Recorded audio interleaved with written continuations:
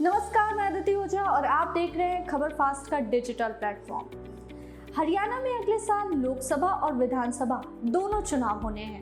प्रदेश में इस वक्त बीजेपी और जेजेपी की गठबंधन की सरकार है, लेकिन इस गठबंधन की सरकार में सब कुछ ठीक नहीं चल रहा है।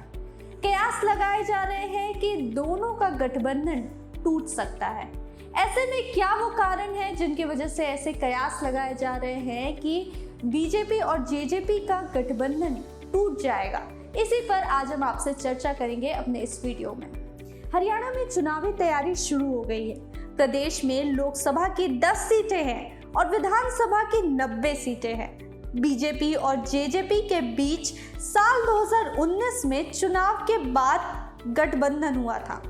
2019 में बीजेपी ने 40 सीटों पर जीत दर्ज की थी, वहीं दुष्यंत चौटाला की पार्टी जेजेपी ने 10 सीटों पर जीत हासिल की थी। इसी के साथ 7 निर्दलीय चुनाव जीते थे और हरियाणा लोकहित पार्टी से गोपाल कांडा ने चुनाव जीता था। इन 8 विधायकों ने भी बीजेपी को समर्थन दिया। वहीं अब गठबंधन सरकार का 4 साल का कार्यकाल पूरा हो चुका है। दरअसल 2019 के चुनाव के बाद बीजेपी और जेजेपी के बीच कॉमन मिनिमम प्रोग्राम के तहत गठबंधन हुआ था। दोनों दलों ने अपने अपने वादों की लिस्ट बनाई और उन्हें पूरा करने का टारगेट रखा। हालांकि उनमें कई मुद्दे ऐसे थे जिसको लेकर अब बवाल खड़ा हुआ है। इसमें सबसे बड़ा मुद्दा है बुजुर्ग पेंशन।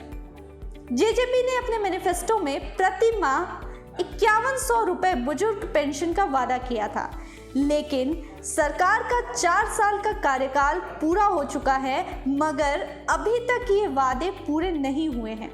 वहीं बीजेपी ने अपने मैनिफेस्टो में प्रति माह 3000 रुपए बुजुर्ग पेंशन का वादा किया था और अभी प्रदेश में 2750 रुपए मासिक पेंशन मिल रही है। अब इसी को लेकर सारा विवाद है। बीते दिनों हरियाणा के मुख्यमंत्री मनोहर लाल खट्टर ने एक टीवी चैनल को दिए गए इंटरव्यू में कहा था कि बीजेपी ने 3000 रुपए का वादा किया था और हम उस ओर आगे बढ़ चले हैं। वहीं जेजेपी के वादे पर सीएम ने स्पष्ट रूप से कहा कि प्रदेश में भाजपा की सरकार है। वहीं जेजेपी के वादे पर सीएम ने स्पष्ट रूप से कहा कि प्रदेश में भाजपा की सरकार है, जजपा की नहीं। उन्होंने कहा कि अगर किसी दल ने 5000 रुपए का वादा किया है तो वह उनकी अपनी बात है। सीएम ने यह भी कह दिया कि हमारी पार्टी कोई झूठा वादा नहीं करती। साथ ही मुख्यमंत्री ने कहा कि भाजपा कभी किसी तरह के दबाव में नहीं आई और न ही आने वाली है। हमारी पार्टी वही वादा करती है जो निभा पाती है। अब मुख्यमंत्री के इस वादे पर बवाल होना तो तय था। यही नहीं, ये भी कहा जा रहा है कि अगर बीजेपी सरकार से जेजेपी अलग होती है तो मनोहर लाल सरकार को राज्य में कोई खतरा नहीं है। निर्दलीयों के सहयोग से सरकार चलती रहेगी। ऐसे में बीजेपी काफी सेफ जोन में है, उसकी सरकार को कोई खतरा नहीं है। पूर्व में मुख्यमंत्री मनोहर लाल खट्टर कह चुके हैं कि बीजेपी की सरकार है। इसके बाद राज्य में प्रभारी विप्लव देव ने भी कहा था कि मुफ्त में समर्थन नहीं दिया हुआ है, हमने मंत्री पद दिए हुए हैं। हाल ही में अमित शाह ने भी सिरसा रैली से चुनाव का शंखनाद किया। अमित शाह ने 22 मिनट के भाषण में एक बार भी अपनी सहयोगी पार्टी जेजेपी का जिक्र नहीं किया। उन्होंने उप मुख्यमंत्री दुष्यंत चौटाला को लेकर भी कुछ नहीं कहा, सिर्फ मनोहर लाल खट्टर की जमकर तारीफ की। साथ ही भाषण में एक बार फिर गठबंधन सरकार नहीं बोला, सिर्फ बीजेपी सरकार ही कहते रहे। उन्होंने पार्टी कार्यकर्ताओं से भी सभी लोकसभा और विधानसभा सीटों को जीतने की बात कही। इससे साफ लगता है कि आने वाले चुनावों में बीजेपी ने अपनी राह चुन ली है। वहीं 2024 के चुनाव में अगर बीजेपी 10 में से 1 या 2 सीटें जेजेपी को देती है तो इससे पार्टी की जेजेपी पर निर्भरता बढ़ेगी। जेजेपी जिस तरह से राज्य में संगठन का विस्तार कर रही है, उससे इस बात का संभावना कम है कि पार्टी लोकसभा चुनाव नहीं लड़ेगी।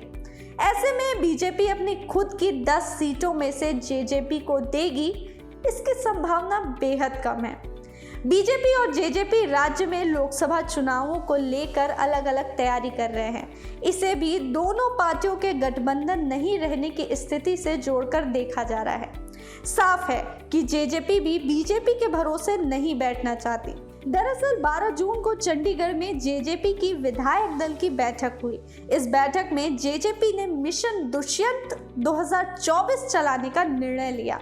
मिशन दुष्यंत 2024 के तहत जेजेपी के वरिष्ठ नेता गांव-गांव और शहर-शहर पहुंचेंगे। जेजेपी का लक्ष्य स्वयं के बूते विधानसभा और लोकसभा स्तर पर चुनाव की तैयारी करने का है।